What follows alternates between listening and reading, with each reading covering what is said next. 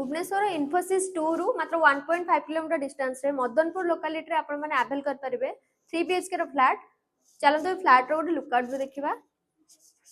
Starting रो रहिला आपनकर एटा living area, एटा रहउची आपनकर डाइनिंग स्पेस, तापर रहउची एटा आपनकर स्पेशियस किचन यूटिलिटी स्पेस रहिला।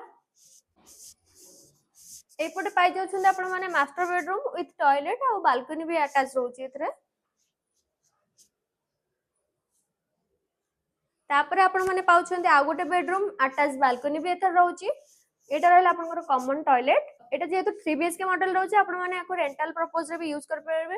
जेमिति कि एठी रहला आपनकर आ गोटे बेडरूम जोथरे रहउची आपनकर बालकनी अटैच और रहला आपनकर टॉयलेट भी अटैच रहउची। अरे डोर भी अलग रहिला। आपण एंट्रेंस रे गोटे डोर देखिले, ये रहिला हमर आ गोटे एंट्रेंस डोर। प्रोजेक्ट विषय आउरी डिटेल रे जानिबा पई स्क्रीन रे दिएथवा नंबर रे हमको कांटेक्ट करनु।